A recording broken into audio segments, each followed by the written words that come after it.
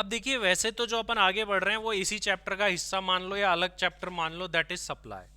GST किसके ऊपर लगता है? गुड्स एंड सर्विसेज की सप्लाई के ऊपर। सप्लाई कितने टाइप की होती है बताओ? कितने टाइप की सप्लाईज होती है? पढ़ा है अपन ने, दो टाइप की। कौन सी? एक तो इंट्रा स्टेट सप्लाई और एक inter state supply. Intra state supply पर क्या लगेगा? CGST, SGST. Inter state supply पर आईजीएसटी। ये नॉर्मल सी बात है, अपन पढ़ चुके हैं। और इंट्रा यूटी पे क्या लगेगा? CGST and UTGST. बट कुछ यूनियन टेरिटरी ऐसी भी तो है जिनको स्टेट का दर्जा दे रखा है। अब वो है कौन सी सर? ये भी तो जानना जरूरी है। चलिए अब देखिए अपन आगे बढ़ते हैं और levy and collection of GST वाला टॉपिक अपन चैप्टर नंबर 2 भी बोल सकते हैं, वो स्टार्ट कर रहे हैं। और इसमें अपन मेनली सप्लाई के बारे में जानेंगे कि सर सप्लाई क्या होती है, इन डिटेल जानेंगे सब कुछ। देखो अगर आप इसको देखोगे तो आपसे एग्जाम में काफी बार पूछा गया है और अभी भी पूछा जा सकता है कि जीएसटी का टैक्सेबल इवेंट क्या है। ऐसे ही कस्टम में भी टैक्सेबल इवेंट का क्वेश्चन बनता है। तो जीएसटी का टैक्सेबल इवेंट क्या है? सप्लाई। किस चीज की? गुड्स और सर्विसेज। अब इस चैप्टर में अपन डिटेल में जानने वाले किसके बारे में? कि सप्लाई क्या होती है, गुड्स क्या होते हैं और सर्विसेज क्या होती है। इनको डिटेल में आगे डिफाइन किया गया। अब सप्लाई जो है वो कितने टाइप की? दो। ये अपन बार बार पढ़ चुके हैं तो अपन को अब ये रिपीट करने की जरूरत नहीं है। वही दो टाइप की सप्लाई यहां पर बताई गई है, intra state and inter state. अभी जानने वाली मेन बात ये है, यूनियन टेरिटरी के अंदर सप्लाई होती है तो सीजीएसटी और यूटीजीएसटी लगता है। बट कुछ ऐसी यूनियन टेरिटरीज है which are equivalent to state. तो यही अपन देखने जा रहे हैं कि कौन कौन सी इक्विवेलेंट टू स्टेट है। ये यूनियन टेरिटरी विथ लेजिस्लेचर जो बोला गया है ये स्टेट के इक्वल मानी गई है। यहां से अगेन क्वेश्चन फ्रेम होने के चांसेस। अब देखिए यहां पर किस किस का नाम आया है? दिल्ली, पौंडीचेरी, जम्मू एंड कश्मीर। तो दिल्ली, पौंडीचेरी और जम्मू एंड कश्मीर। जैसे मान लो आप दिल्ली में जाओ, दिल्ली में वैसे तो दिल्ली क्या है? Union territory. दिल्ली में जाके आप कोई सामान खरीदो वहीं पर, तो आपको टैक्स कौन सा लग के मिलेगा? CGST and SGST. यूटीजीएसटी नहीं लग रहा, जबकि वो क्या है? Union territory. फिर भी क्यों नहीं लग रहा? क्योंकि उसको स्टेट के इक्वल माना गया है जीएसटी के अंदर, उसका लेजिस्लेचर माना गया है। तो Delhi, Pondicherry, Jammu and Kashmir. Sir Jammu and Kashmir में लद्दाख भी आ गया क्या? तो तुम बाइक लेके जाओगे मान लो कभी लद्दाख राइड पे, कोई गया है या जाने की इच्छा है? वो फर्जी गया था, तो यही था नानी के घर पे, बोला लद्दाख गया हूँ। तो जब तुम कभी लद्दाख वगैरह जाओ तो वहां पर देखना जो टैक्स लगेगा वो सीजीएसटी और यूटीजीएसटी लगेगा लद्दाख में। बट तुम इधर रहोगे तो उसमें सीजीएसटी एसजी, इधर मतलब जम्मू कश्मीर वाली साइड में रहोगे तो सीजीएसटी एसजीएसटी लगेगा। अब इधर देखो, जो यूनियन टेरिटरी है और यूनियन टेरिटरी ही मानी जाएगी, मतलब सीजीएसटी और यूटीजीएसटी। अंडमान निकोबार, यहाँ कोई गया भाई? तो क्या कर रहे हो जिंदगी में? सीएमए कर रहा हो? सीएमए ही करना है, ठीक है, पहले पास हो जाओ फिर जाना आप, ठीक है, वरना भेजेंगे नहीं घर वाले। लक्षद्वीप। अब यहां पर देखो, Dadar and Nagar Haveli and Daman and Diu, ये पहले दो थी अब एक हो गई। अभी एक ये अंडमान निकोबार का एक स्टूडेंट आया था अपना, अंडमान निकोबार से सीएमए बना था वो कैंपस प्लेसमेंट में, उसकी जॉब भी लग गई आईटीसी में। दो सीएमए बने अंडमान निकोबार से आज तक, वो दूसरा ही था वो। तो ऐसी विलुप्त जगह है ये, घूमने के लिए जाओ यहाँ पे, ठीक है। यहाँ पर पहले पुराने जब समय की जेल वगैरह वो सब कुछ यहीं पर हुआ करती थी, वो जा कर के देखो कैसा क्या है सब कुछ।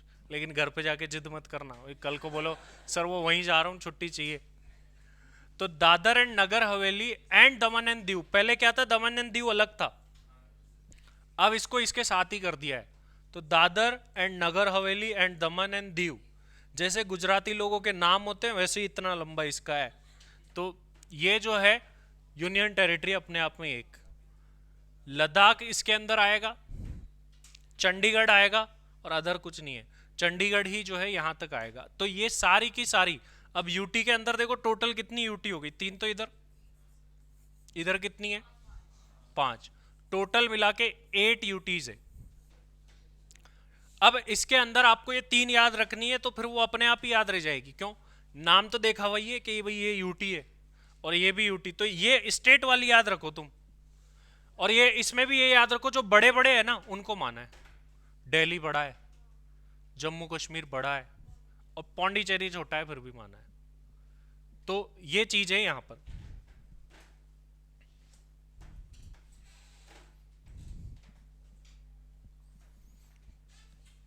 तो इनको इक्वल माना गया स्टेट के, यहां पर लग जाएगा सीजीएसटी एसजीएसटी।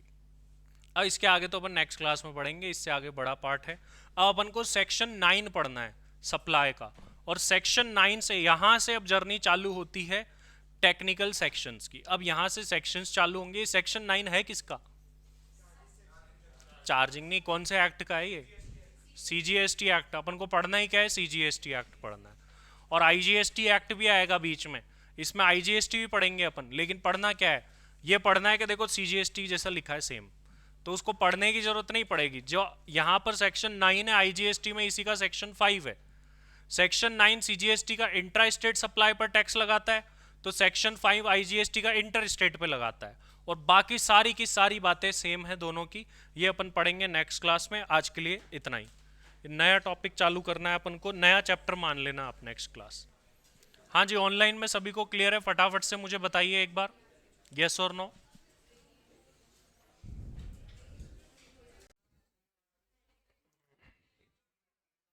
चलिए लास्ट क्लास से आगे बढ़ते हैं। हमने स्टार्ट किया था लास्ट क्लास के अंदर सप्लाई टॉपिक को।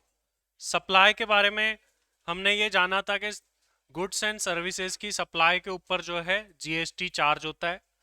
फिर हमने ये भी देखा था कि इंट्रा स्टेट सप्लाईज के ऊपर जो है वो सीजीएसटी एसजीएसटी लगता है, इंटर स्टेट पर आईजीएसटी लगता है।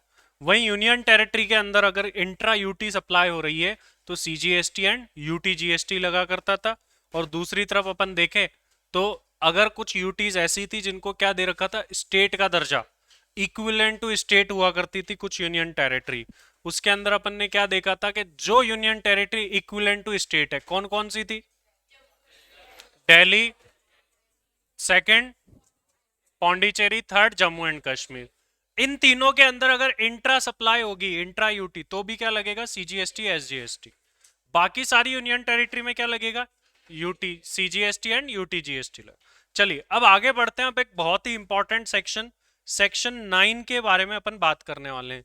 सेक्शन 9 ऑफ सीजीएसटी एक्ट, ये आज अपन स्टार्ट कर रहे हैं। ये चीजें बेसिक्स के अंदर जीएसटी में काफी इंपॉर्टेंट है। सेक्शन 9 किसका है? सीजीएसटी एक्ट का है ये। और जैसा कि मैंने बताया था कि मेनली अपन को यहां पर सीजीएसटी एक्ट ही पढ़ना है। सेक्शन 9 ऑफ सीजीएसटी एक्ट,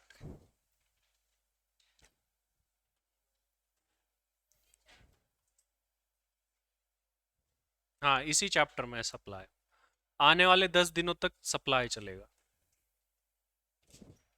सबसे टाइम कंज्यूमिंग यही है, और एक आईटीसी है, बाकी सब छोटे छोटे 4-5 क्लास के। सेक्शन 9 ऑफ सीजीएसटी एक्ट क्या बात करता है? देखिए, हमने ये देखा कि सप्लाई के ऊपर जीएसटी लगता है गुड्स एंड सर्विसेज की। अब लगता कैसे है, कौन लगाएगा, क्या करेगा, किस पे लगेगा, किस पे नहीं लगेगा, ये सारी बातें अपन को यहां पर करनी। सेक्शन 9 के अंदर अपन को टोटल मिलाकर के 5 सबसेक्शन पढ़ने। वो 5 सबसेक्शन कौन से, आइए देखते हैं पहले। सबसे पहला section, section 9 subsection 1।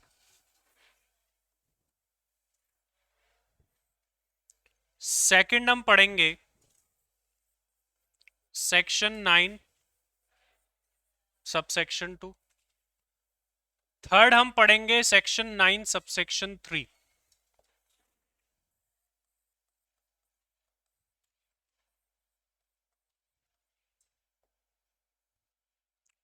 Fourth section जो अपन पढ़ने वाले हैं वो है सेक्शन 9 सबसेक्शन 4 एंड 5 उसके बाद।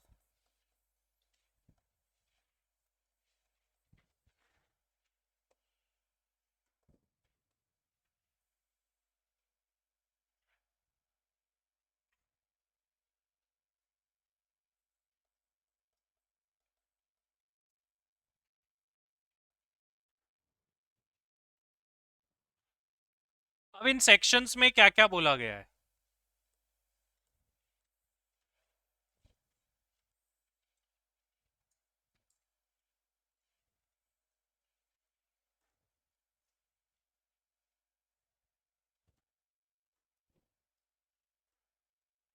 देखिए टोटल मिलाकर के अपन को 5 सबसेक्शन पढ़ने हैं। पहला सबसेक्शन हमको क्या बताएगा? पहला सबसेक्शन अभी तो अपन शॉर्ट में देख रहे हैं पढ़ना क्या है, फिर एक एक को अपन डिटेल में पढ़ेंगे। पहला सबसेक्शन अपन को बताएगा tax on intra state supply के बारे में।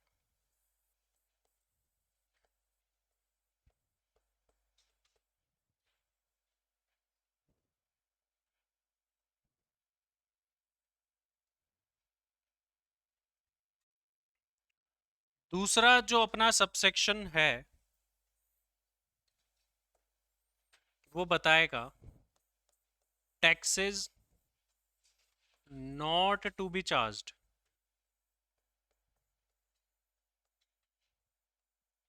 On certain goods.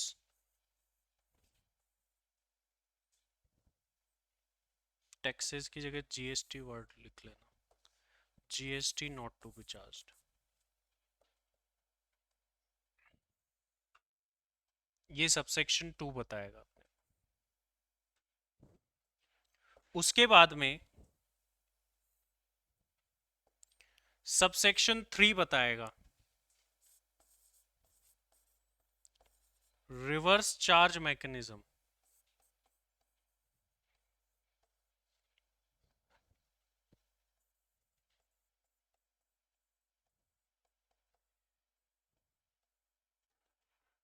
On supply of certain goods और सर्विसेज के बारे में।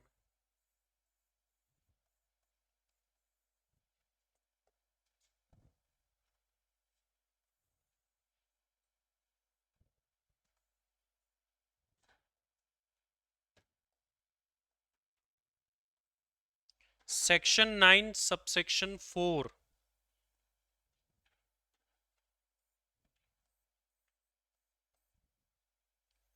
Tax on supply by unregistered person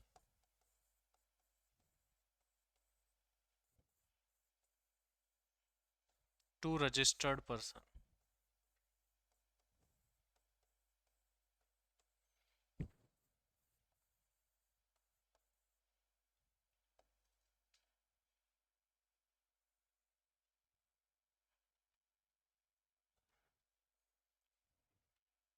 section 9 subsection 5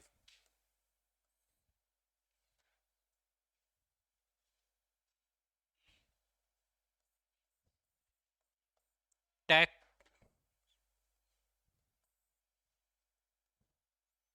cases when tax will be paid by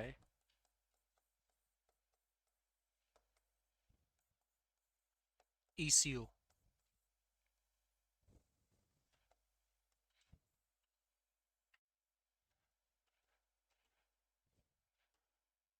ये 5 सेक्शंस अपन को सेक्शन 9 में पढ़ने हैं।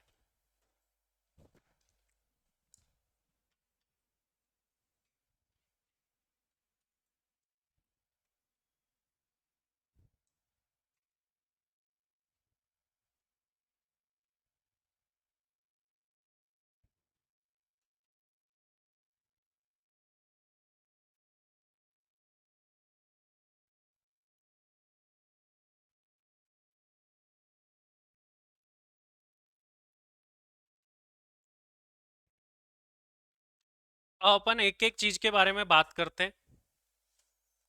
ये चार्ट आपको एक पेज पर रखना है, इसको छोड़ देना है उस पेज को। इसमें अपन बाकी बातें अभी सेक्शन पढ़ेंगे, फिर यहां पर ऐड ऑन करेंगे शॉर्ट में। चलिए अब अपन सेक्शन 9 सबसेक्शन 1 को डिटेल में जानते हैं कि इस सेक्शन 9 सबसेक्शन 1 में क्या लिखा है। देखिए क्योंकि ये सीजीएसटी एक्ट का सेक्शन है इसीलिए ये आईजीएसटी के बारे में कोई बात नहीं करेगा। आईजीएसटी किस पे लगता है? इंटर स्टेट सप्लाई पर। उसके बारे में ये कोई भी बात नहीं करने वाला है, ये ओनली इंट्रा स्टेट नेचर की सप्लाईज पर बात करेगा। तो क्या बोलता है ये सेक्शन? देखो, सेक्शन 9 सबसेक्शन 1 बोलता है कि किसी भी गुड्स या सर्विस की अगर इंट्रा स्टेट सप्लाई होगी, मतलब विद इन स्टेट, तो उसके ऊपर हम सीजीएसटी लगाएंगे।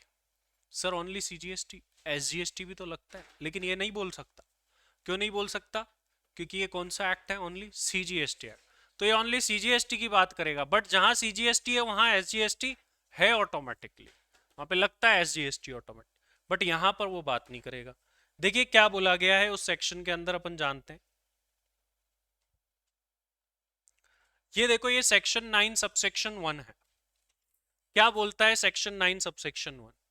A tax called central goods and service tax, CGST, shell be levied, मतलब लगेगा किस पर? All intra state supply of goods और सर्विसेज और बोथ। इंट्रा स्टेट मतलब कब? कब किसी सप्लाई को इंट्रा स्टेट मानेंगे?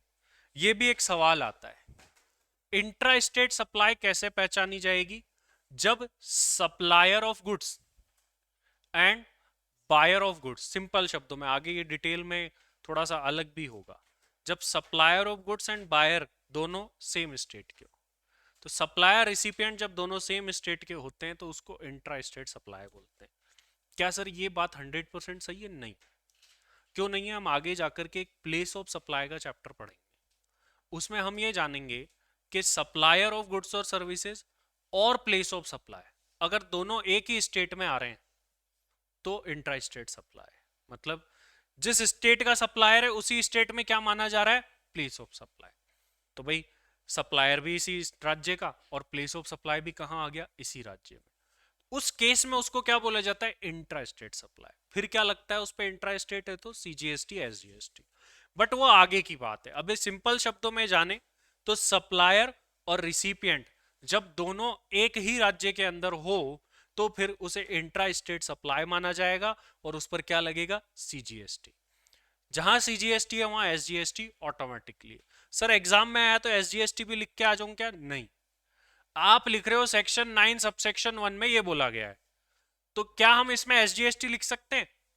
वो गलत हो जाएगा। कैसे हो जाएगा सर? जब वो सेक्शन ये बात बोलता ही नहीं है तो हम उस सेक्शन का नाम लेके कैसे लिख सकते हैं? जैसे कई बार होता है, मान लो आपने कोई बात नहीं बोली, किसी और ने आपका नाम लेके बोल दी, बोले उसने तो ऐसा बोला, होता होगा ना तुम्हारे साथ में, तो फिर तुम क्या करते हो? उसको जाते हो, ठीक है, थोड़ा बढ़िया सा एक दो लात घुसे लगाते हो उसके, ठीक है, और अगर ऐसे नहीं है तुम तो बातचीत करते हो, चिल्लाते हो, बोले मैंने तो बोली नहीं, तूने उसको कैसे बोला? ऐसा ही सेक्शन के साथ में, जब भी आप सेक्शन क्योट कर रहे हो तो ध्यान रखे जो बात उसमें नहीं है वो कभी मत लिखना। जितना सही है उतना ही लिखना है, बाकी बात आपको लिखनी अलग से लिख दो नोट डाल के, बट उस सेक्शन ये मत लिखना कि ये सेक्शन ये बात बोलता है, तो सब कुछ गलत हो जाएगा आपका। तो पहली बात तो बड़ी सिंपल सी थी सेक्शन 9 सबसेक्शन 1 के अंदर क्लोज 1 में कि इंट्रा स्टेट सप्लाई पर ये लगता है। एक चीज जिस पर ये नहीं लगता था, alcoholic liquor for human consumption. कहां पढ़ा था अपन ने? ये बताओगे मुझे? कौन से आर्टिकल में पढ़ा था? आर्टिकल 366 क्लोज सब आर्टिकल 12 ए के अंदर पढ़ा था। वहां पर जीएसटी की डेफिनेशन दी गई थी कि GST shall be levied on supply of goods और services except alcoholic liquor for human consumption. यहां पर फिर से ये आया, इन्होंने देखो क्या बोला, how ever intra state supply of alcoholic liquor for human consumption is outside the preview of CGST, मतलब लीकर के ऊपर जो है जीएसटी नहीं लगेगा। अब सर कई बार क्या होता है कि आपको मान लो एक दारू की दुकान खोलनी है, ठीक है, आजकल आज तो मॉल जैसे खुल गए, शोरूम जैसे बढ़िया बढ़िया, देख के इच्छा होगी एक तो ले लूं मैं भी, ठीक है, और बोतलें भी ऐसी होती है उसकी अच्छी अच्छी, ठीक है, बढ़िया डिजाइनर जिसमें बाद में मनी प्लांट लगाते हैं अपन। तो अब ये जो ठेका खोलना है आपको, अब इसको खोलने के लिए क्या चाहिए? लाइसेंस।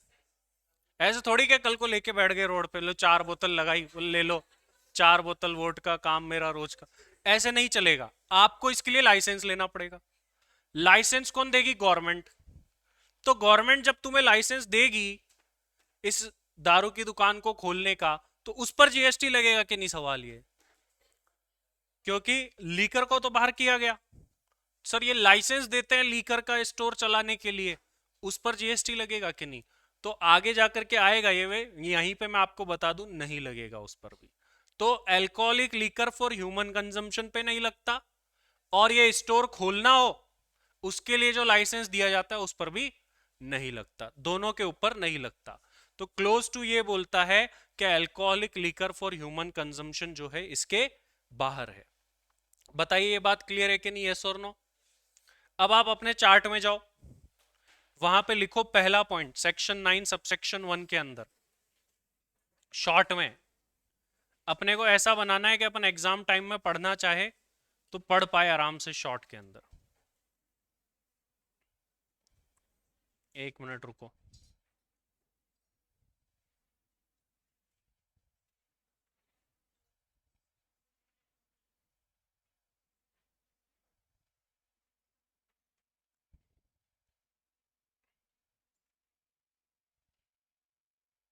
हम्म,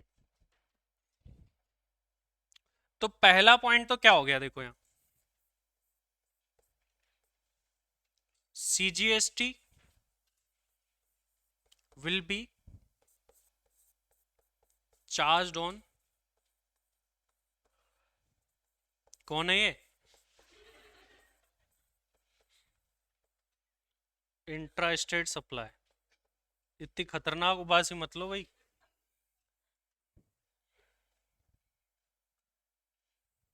ऑनलाइन वालों को भी नींद आ जाएगी। कौन था ये, रिदम।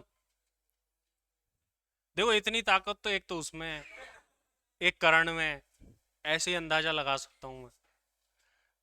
और वरदानी तो आज सीधा सो जाता है वो बिना उबासी के सीधा। तो सीजीएसटी सबसे पहली बात किस पे चार्ज होगा, इंट्रा स्टेट सप्लाई के ऊपर चार्ज होगा, ये बात बोली। Second, no GST on alcoholic liquor for human consumption.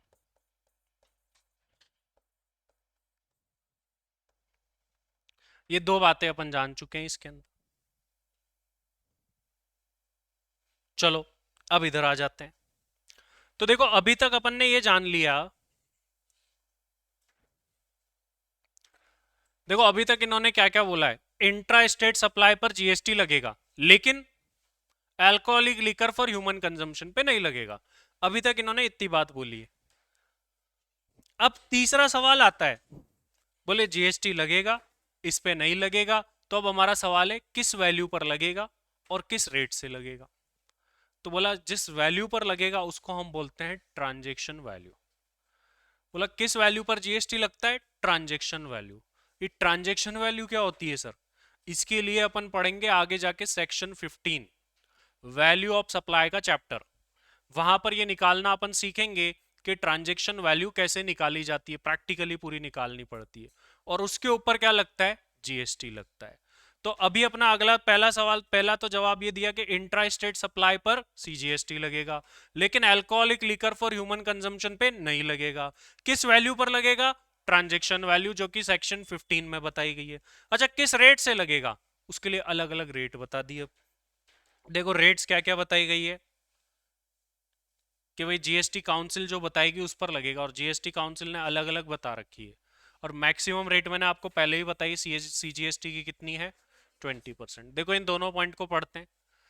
Third point, value for levy, किस वैल्यू के ऊपर जीएसटी चार्ज होगा, transaction value under section 15 of the CGST act, section 15 में जैसे बताई गई। और इसके लिए पूरा डेडिकेटेड चैप्टर है वैल्यू ऑफ सप्लाई का। अगली बात आती है अब किस रेट से लगेगा। तो रेट ऑफ सीजीएसटी गुड्स और सर्विसेज पर कौन बताता है, ये रेट डिटरमाइन करने का काम किसका था, कौन सा डिपार्टमेंट कौन करता था, जीएसटी काउंसिल करती थी। अच्छा कोई एग्जम्पशन देनी है तो कौन करेगा, और कोई इनकम टैक्स की वेबसाइट पर प्रॉब्लम आ गई तो कौन ठीक करेगा, जीएसटीएन ठीक करेगा। रिटर्न भरने की प्रोसेस जो डिजिटल है उसको कौन पूरा कराएगा, जो रिटर्न भर दिया है या रजिस्ट्रेशन के लिए एप्लीकेशन डाल दी है उसको अप्रूव कौन करेगा? काउंसिल कहाँ करेगी? ये कहाँ है फाइनेंस मिनिस्टर निर्मला सीतारमन बोले आज तो लो तेरा अप्रूव कर दिया? ऐसे काम कौन करेगा? जीएसटी के जो ऑफिसर्स होते हैं वो करेंगे, ठीक है, वो अप्रूव करेंगे इसको। तो ये देखिए क्या बोला गया इसके अंदर कि जो रेट्स है वो कैसे रखी जाएगी, जो जीएसटी काउंसिल रिकमेंड करेगी ब्रॉडली। जो जो रेट्स है, एक नील रेट भी है, जीरो रेट से जीएसटी कुछ भी नहीं लगता, मतलब उस पर 0%, 0.125%, 1.5%, 2.5, 6, 9, 14%, अलग अलग रेट है, और 20% भी है। और मैक्सिमम से मैक्सिमम रेट कितनी होगी सीजीएसटी की? 40%, इससे ज्यादा नहीं होगी। Note, these rates are of CGST, इसका मतलब equals to the SGST shall also be levied on each transaction. इसका मतलब ये बात अपन पहले से जानते थे, ये तो अब बता रहा है कि जीएसटी की रेट मैक्सिमम कितनी हो सकती है? 40% हो सकती है। फिर बोला चलो किस वैल्यू, किस इंट्रा स्टेट नेचर की सप्लाई पर लगाएंगे हम सीजीएसटी? पहली बात बोली, लेकिन alcoholic liquor for human consumption पे नहीं लगाएंगे।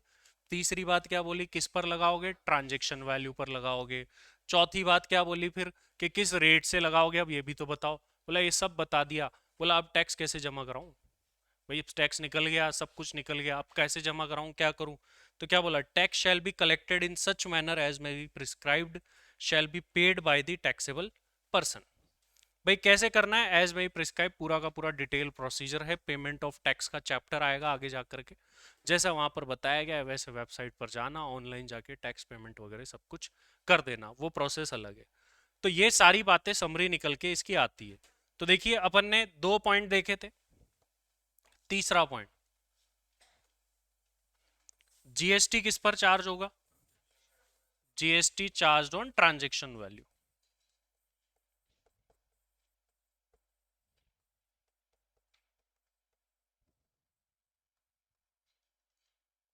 ट्रांजेक्शन वैल्यू को कहां बता रखा है? सेक्शन 15 में बता रखा है। जीएसटी की रेट्स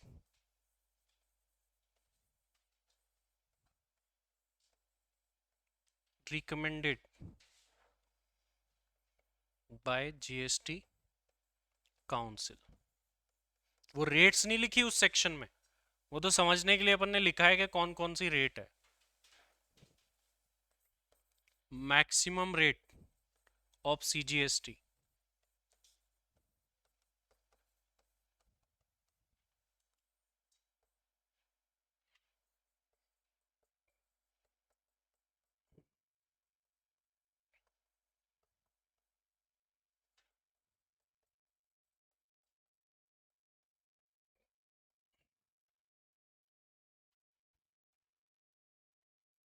ये सेक्शन 9 सबसेक्शन 1 हो गया।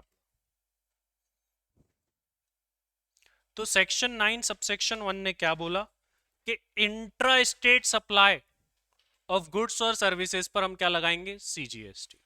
पहली बात इन्होंने बोली, लेकिन बोला थोड़ा सा रुको, बोला alcoholic liquor for human consumption पे नहीं लगाएंगे। लेकिन बोला ठीक है, अब जीएसटी लगाओगे तो किसी वैल्यू पे भी तो लगाओगे? बोला हाँ। बोला कौन सी वैल्यू पे लगाओगे? बोला ट्रांजैक्शन वैल्यू। बोले ये कैसे निकालनी है? बोला सेक्शन 15 पढ़ो जाके, वहां मिलेगा। बोला ठीक है। बोला अब किस रेट से लगाए ये भी तो बताओ, वैल्यू निकालना तो तुमने बता दिया, अब वैल्यू के ऊपर ही तो मैं जीएसटी चार्ज करूंगा। बोला वो रेट कौन बताएगा? बोले जीएसटी काउंसिल के पास जाओ, वो बताएगी, उन्होंने अलग अलग बना रखी है। बोले पे कौन करेगा? बोला टैक्सेबल पर्सन। बोला सर कोई टैक्सेबल पर्सन के अलावा भी हो सकता है? बोला हो सकता है। मान लो कोई जीएसटी में रजिस्टर्ड ही नहीं है, जरूरत ही नहीं है उसको, तो क्या वो टैक्सेबल पर्सन कहलाएगा? जैसे मान लो किसी को एग्जम्प्ट कर रखा है, बोला इन लोगों को जीएसटी में रजिस्ट्रेशन की जरूरत है ही नहीं, तो क्या वो टैक्सेबल पर्सन है? नहीं। तो क्या वो जीएसटी पे करेगा? नहीं करेगा। तो ऑब्वियस सी बात है, जीएसटी कौन पे करेगा? टैक्सेबल पर्सन, जिस पर जीएसटी लगता है, जिस पर जिम्मेदारी है। कोई जीएसटी में रजिस्टर्ड ही नहीं है तो उसको जीएसटी पे करने की जरूरत ही नहीं है, क्योंकि जो रजिस्टर्ड होगा वही तो जीएसटी का इनवॉइस बना के जीएसटी लगाएगा, वरना अनरजिस्टर्ड आदमी थोड़ी लगा सकता है। आज मान लो ये पाटीदार ने गीतांश को कोई पेन बेच दिया, ये थोड़ी ले तेरा बिल बनाऊं जीएसटी का, वो रजिस्टर्ड ही नहीं है तो कैसे बना देगा आप जीएसटी का बिल? तो इसीलिए वो रजिस्टर्ड होना जरूरी होता है।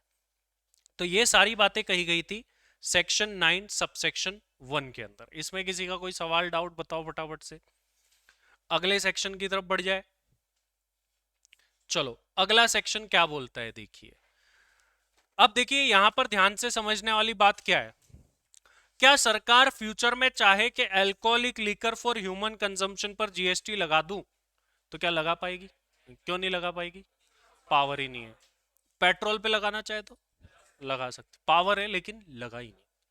क्यों नहीं लगाई? सेक्शन 9 सब सेक्शन 2 ने बोला, बोला ये कुछ चीजें हम बता रहे हैं, इनके ऊपर अभी फिलहाल जीएसटी नहीं लगेगा, लेकिन जिस दिन काउंसिल ने बोल दिया, जीएसटी काउंसिल ने रिकमेंडेशन दे दी, उस दिन से फिर हम इसके ऊपर लगा देंगे। तो कुछ ऐसी चीजें हैं जिन पर फिलहाल अभी भी जीएसटी नहीं लगा है, बट अगर जीएसटी काउंसिल रिकमेंड करती है तो इनके ऊपर जीएसटी लग सकता है। ये बात, ये चीजें पहले भी आई थी, अपन ने बात करी थी। पहली चीज क्या है? Petroleum crude. पेट्रोलियम क्रूड क्या है? मतलब कच्चा पेट्रोल। क्रूड ऑयल जैसे होता है ना कच्चा तेल, जिससे फिर अपन आगे जो है डीजल बनता है, पेट्रोल बनता है क्रूड ऑयल से, उसको बाहर रखा गया है अभी भी, मतलब अभी इसके ऊपर जीएसटी नहीं लगता है। तो टेक्निकल रीजन है कि भाई इन चीजों पर जीएसटी क्यों नहीं लगता। अपन बातचीत में नॉर्मली आप कर लेते होंगे, बोले इस पे जीएसटी लगा दो, ये लगा दो। तो जब रिकमेंडेशन यहाँ से आएगी, और यहाँ से कब देंगे वो, देखो इस काउंसिल देगी। काउंसिल में कौन कौन होता है? फाइनेंस मिनिस्टर, और हर राज्य का एक आदमी होता है। तो जब पूरा देश तैयार होगा तभी तो वो रिकमेंडेशन देंगे। तो इसका मतलब बोल तो देते हैं, अशोक गहलोत जी बोल दिए, बोले इसको जीएसटी में लाओ, और काउंसिल में जाके खुद ही बोले अरे नहीं नहीं हमारा तो रेवेन्यू कम हो जाएगा। तो ऐसे जब तक सब लोग नहीं बोलेंगे तब तक काम नहीं चलेगा। तो पहली चीज petroleum crude. Second, high speed diesel. High speed diesel मतलब नॉर्मल डीजल ही है, बट इसका टेक्निकल नेम जो है हाई स्पीड डीजल होता है, अपन इसको शॉर्ट में डीजल बोलते हैं। और जो आप आपकी गाड़ी में जनरली डलाते हैं पेट्रोल, उसको टेक्निकल नाम है मोटर स्पिरिट। पेट्रोल पंप पे जाना, बोलना मोटर स्पिरिट डाल दो, बोले ये क्या है, पागल हो गया क्या, घर जा। उसको ही नहीं पता। ठीक है, तो ऐसे जाके बोलना मत तुम पेट्रोल पंप पे, भगा देगा, बोले कौन सी मोटर डालूं। तो मोटर स्पिरिट जो है, वो मोटर स्पिरिट जो है पेट्रोल ही होता है, कॉमनली पेट्रोल के नाम से जाना जाता है।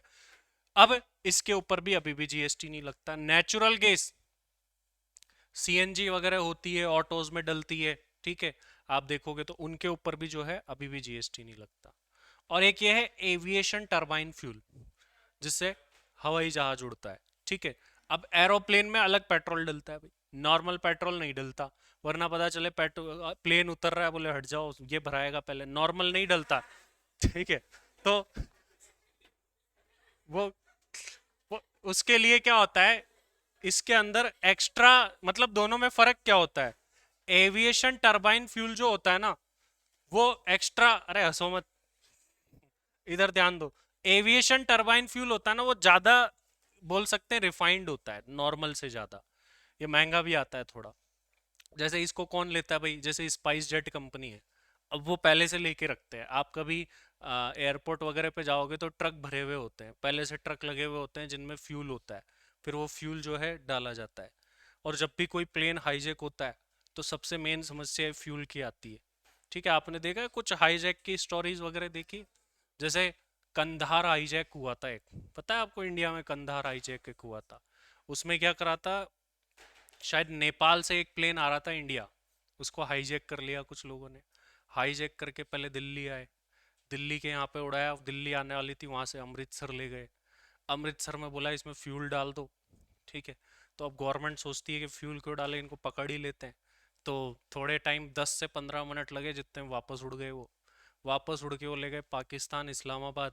पाकिस्तान वालों ने उतरने नहीं दिया, ठीक है। फिर वापस आ गए इधर, बोले चलो इधर घुमा लो आप, प्लेन है कहीं भी घुमा लो वापस। तो फिर उन्होंने वापस घुमा लिया। और वो घूम किस लिए रहे थे, फ्यूल नहीं था उसमें। अब फ्यूल नहीं हो तो ऊपर से सीधा नीचे गिर जाएगा प्लेन, कुछ मतलब ही नहीं है। फिर उन्होंने जैसे तैसे रिक्वेस्ट करके पाकिस्तान के अंदर उसमें फ्यूल भरा गया, और उस टाइम पे कुछ लोगों को छुड़वा भी लिया गया नेगोशिएट करके, बोले हम इसमें फ्यूल डालेंगे, इतने लोगों को छोड़ो, बच्चों को छोड़ो, फिर छोड़ा गया। फिर वो उड़ा करके उसको ले गए तालिबान।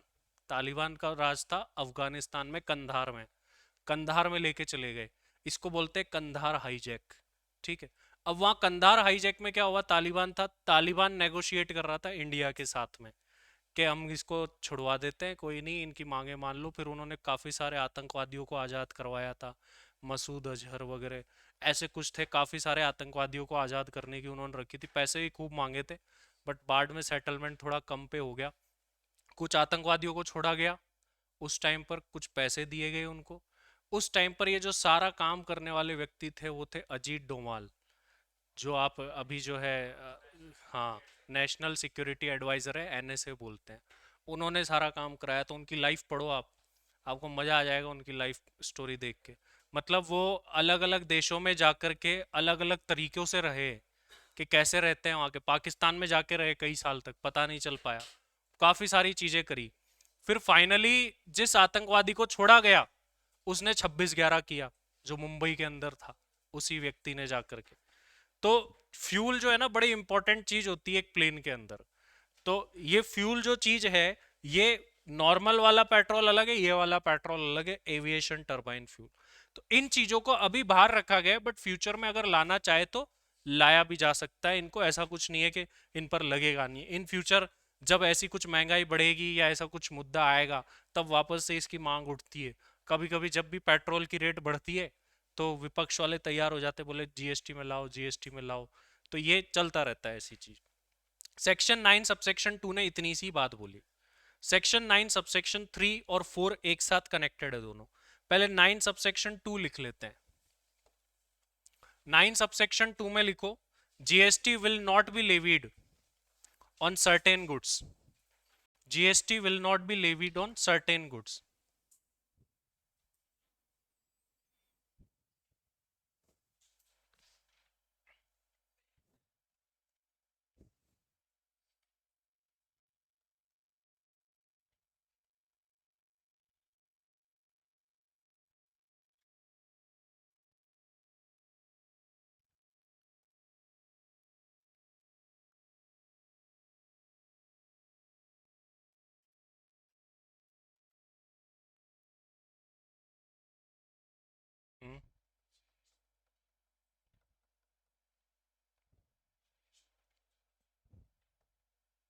क्या, एक ही बात है तो,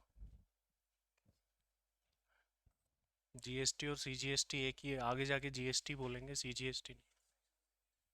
हाँ, ये सेक्शन सीजीएसटी का है, बट समझने के पॉइंट ऑफ व्यू से अपन को जीएसटी बोलना है। और यहाँ सीजीएसटी लिख देंगे। हाई स्पीड डीजल, पेट्रोलियम हो गया, नेचुरल गैस,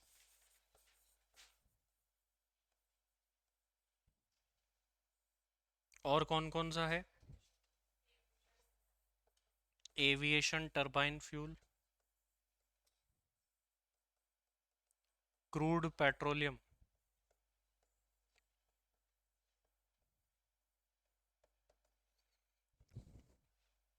इन सबको जो है बाहर रखा गया है, बट इन फ्यूचर अगर जरूरत हो तो इनके ऊपर भी जीएसटी जो है लगाया जा सकता है। सेक्शन 9 सबसेक्शन 3 क्या बोलता है, देखो 9 सबसेक्शन 3, देखो जनरली जीएसटी कौन डिडक्ट करेगा, मतलब कौन चार्ज करेगा, सप्लायर। जैसे मान लो ए ने बी को सप्लाई करी, तो ए ही तो इनवॉइस काट के देगा। लेकिन इसके कुछ एक्सेप्शन है, जिसका डेडिकेटेड चैप्टर है इसका भी आगे जाकर के, सेक्शन 9 सबसेक्शन 3। जनरली क्या है, जनरली ये जैसे सप्लायर है, उधर कस्टमर है। जब सप्लायर को जीएसटी काटना हो, जैसे नॉर्मली आप जाते हो शॉप पर किसी पर भी, वो आपको बिल देते हैं, जीएसटी लगा होता है, उस सिस्टम को बोलते हैं फॉरवर्ड चार्ज सिस्टम। और कई बार ऐसा भी हो सकता है कि कस्टमर को जीएसटी देना पड़े। जब कस्टमर के ऊपर जीएसटी पे करने की लाइबिलिटी आती है, तो उसे बोलते हैं रिवर्स चार्ज मैकेनिज्म। इस रिवर्स चार्ज मैकेनिज्म के नाम से पूरा एक चैप्टर बना हुआ है, जहां पर अपन देखेंगे कि कौन कौन से ऐसे केसेस है जब आपके ऊपर आरसीएम लगता है, रिवर्स चार्ज मैकेनिज्म। वहां पर क्या होगा कि एक लिस्ट दे रखी है, बोला ये पर्टिकुलर व्यक्ति इस पर्टिकुलर व्यक्ति को ये चीज सप्लाई करेगा तो आरसीएम लगेगा। तो आरसीएम ऐसे नहीं लगता। पहली बात तो जो पर्सन सप्लायर है वो भी क्या होना चाहिए, स्पेसिफाइड। रिसिपिएंट भी क्या होना चाहिए, स्पेसिफाइड। और तीसरी चीज क्या है कि वो गुड्स या सर्विस भी क्या होने चाहिए, स्पेसिफाइड। जैसे मान लो नॉर्मली बात करें, ये जैसे मान लो पाटीदार गया किसी शॉप पे, पाटीदार गया, बोला ये सप्लाई जो कर रहे हैं इस पे आरसीएम लगेगा। बोले ये क्या है आरसीएम। आपको नॉर्मल आदमी को कोई बोले कि तुमको जीएसटी देना है, तो जनरली नॉर्मल पब्लिक पे आरसीएम नहीं लगता। बट वहीं मैं बोलूं, मान लो मैंने कोई लीगल एडवाइजरी सर्विस दी रिलायंस इंडस्ट्रीज लिमिटेड को, और उसको है ना आरसीएम में कवर कर दिया, तो मैं क्या बोलूंगा भाई, इस पे जीएसटी किसको देना है? रिलायंस को, रिसिपिएंट को। क्या रिलायंस दे सकती है? दे सकती, कैपेबल है वो। तो जनरल अपन आगे जाकर के देखेंगे, रिसिपिएंट भी क्या होना चाहिए? रजिस्टर्ड आदमी। और सप्लायर भी क्या होता है? रजिस्टर्ड। इसके अंदर अपन आगे जाकर के देखेंगे। तो नॉर्मली आप ये मत सोचना कि हमारे ऊपर भी कभी आरसीएम लगाया जाएगा, क्या नहीं लगाया जाएगा, क्योंकि आम जनता कहां से रजिस्ट्रेशन कराएगी जीएसटी में, कहां से भरोगे, तो वो बात अलग है। यहां पर आते हैं अब वापस से अपन, क्या बोला गया है देखिए, ये सप्लायर है, ये रिसिपिएंट है। जब इसको जीएसटी पे करने की नौबत आ जाए, कंडीशन आ जाए, तो इस सिचुएशन को बोला जाता है रिवर्स चार्ज मैकेनिज्म। देखो क्या लिखा है इस सेक्शन में, tax payable by recipient of supply of goods और सर्विसेज और both, CGST shall be paid by the recipient of goods or services or both on reverse charge basis in the following cases। अब कुछ cases है, cases कहां पर है भाई? RCM वाले चैप्टर में, यहां पर नहीं है। यहां तो लिख दिया जो गवर्नमेंट ने स्पेसिफाई करा वो। क्या गवर्नमेंट ने स्पेसिफाई कर रखा है? बिल्कुल कर रखा है। तो यहां पर साफ साफ लिखा हुआ भी है, वो गुड्स और सर्विसेज जिनको गवर्नमेंट ने नोटिफाई कर रखा है, वो आगे जाकर के डिस्कस करेंगे हम आरसीएम चैप्टर के अंदर, और जो जीएसटी काउंसिल ने, गवर्नमेंट ने आरसीएम में जिनको कवर भी कराया। आगे देखो एक बात और बोली गई, supply of notified category of goods और सर्विसेज और both by unregistered supplier to notified class of registered supplier, ये अलग सेक्शन है। ये 9(4) आ गया, 9(4) पे नहीं जाते, पहले 9(3) को कंप्लीट करते हैं। 9(3) ने क्या बोला? 9(3) बड़ी सिंपल सी बात बोलता है, सप्लाई ऑफ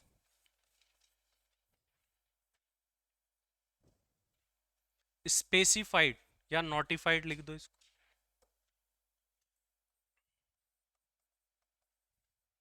नोटिफाइड गुड्स और services by notified supplier and recipient will be charged on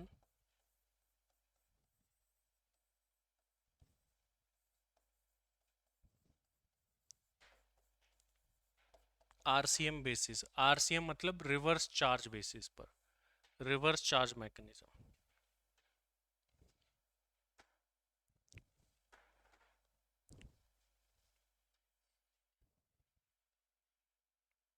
clear है सभी को ये बात?